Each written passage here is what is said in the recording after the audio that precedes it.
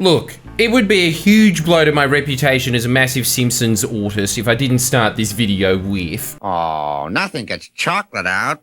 See? Why are we starting with that? All will be revealed. It's just that there's so much news to go through. I think the big story globally is Donkey Kong's out. That's right. And he looks weird. I don't like the new Donkey Kong. And you can see how. Look, he's going to be playing at the bottom for all the Americans because you want us to be talking about Epstein, don't you?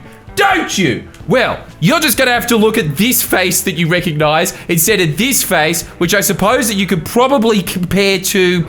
I don't know, just a fat version of one of those Muppets that go mick, mick, mick, mick, maher. That is our sex scandal that's happening in Australia right now, and I can guarantee you one thing. It is way more explosive than Epstein, depending on what he ate that day.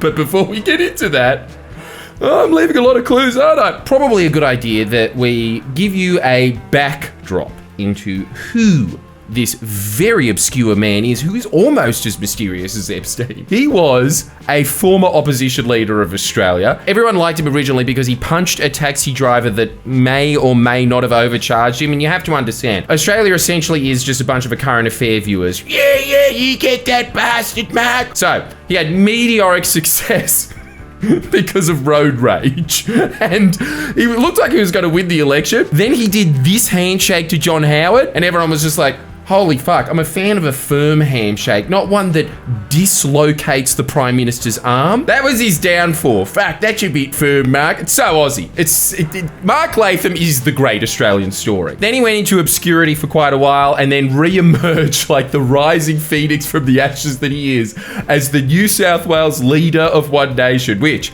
I think I can speak for the nation when I say I don't think any of us saw that one coming. And I think that we all saw that if you are in a party with Pauline Hanson, it's only a matter of time before you have a spat with Pauline Hanson, because apparently behind closed doors, Pauline Hanson is quite the conspiracy theorist. Geez, who'd have thought that from somebody who thinks that the Port Arthur massacre is a bit sussy? But she apparently sees plots behind every corner.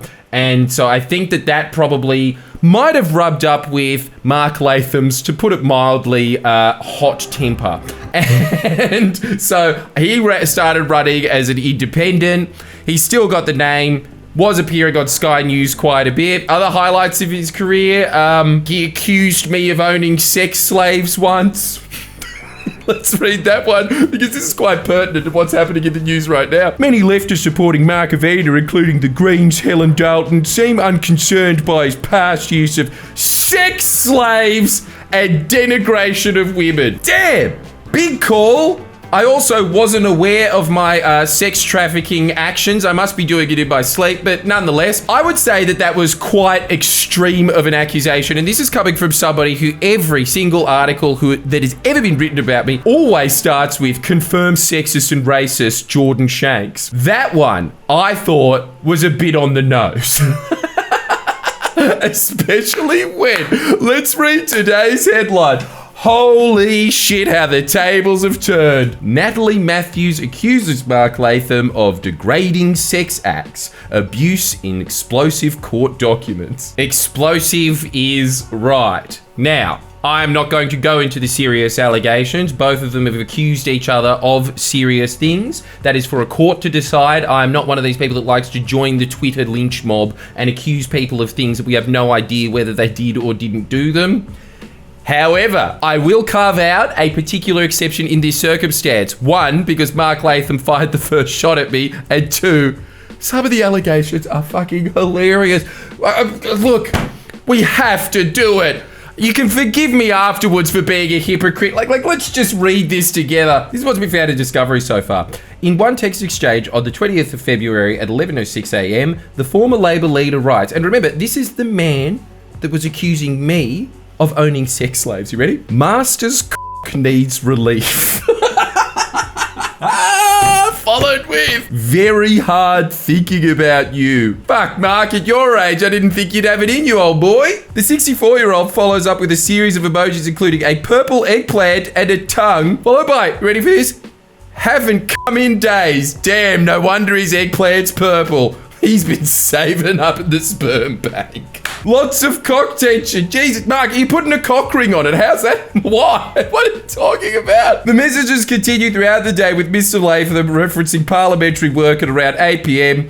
Made it back for the first vote after dinner, he writes, I needed that. You're amazing. Keep in mind also, this alleged sex farm that I have lingering around somewhere in New South Wales, according to Mark Latham, I seem to be, moonlighting in that. As you can currently see right now, I am not engaging in my second side hustle of sex trafficking. Mark Latham, on the other hand, this is what Mark Latham was doing at precisely the moment he was sending out those texts. You ready? Bam! In Parliament! You cannot accuse this man of not working hard for your tax dollar. Right there, while he's in Parliament, he's also master of cocks, and I think he's got a third hustle as well, a porn director. Latham's parliamentary office used to record sex tapes. That's according to the Sydney Morning Herald, so it is the woke media. However, it is hilarious to know everything about Australia is just better than America, isn't it? Their political sex scandal at the moment is about pedophilia. Ours is about coprophilia. And this is not new to the Australian landscape, by the way, either. I mean, you've got Butt Stuff Ben from back in the day. That's our version of, that fat guy. Rush Limbaugh. Our version of that is way more boring. Except for once on his desktop was just a mad Remy. Right there, at work. Couldn't contain himself. He's on a breakfast time. Christ. Then you've got our former Prime Minister, who, this is one of the biggest conspiracy theories, by the way. This is our version of Epstein. Did our former Prime Minister shit himself at Macca's once? We will never know. They will not release the videos. And now we have, this is the latest, sorry for the phrase, info dump. The abuse she alleged included Mr. Latham engaging in sexual abuse and coercion, including defecating on me before sex and refusing to let me wash. Huge if true. In more than one way. Because I cannot imagine Mark Latham taking polite dumps. Can you, in fact, in the comments right now, can you imagine an Australian political figure that you would prefer less to have a dump on you? I was thinking about this a lot. John Howard, I would absolutely choose him over Latham in a second. He'd have like little hamster pellets. Scott Morrison, he liked his curries. Look, maybe he might win out. I don't know. That comes down to personal choice. The point is, it seems like America needs a video release and Australia needs video dumps. Video dumps of what happened in that McDonald's and what happened in those parliamentary rooms. I'm calling for it now. God bless this country, eh? Get yourself a Kevin 27 shirt because there's a Labor leader that knows where you're supposed to take dumps. In the toilet. What happened to those days, eh?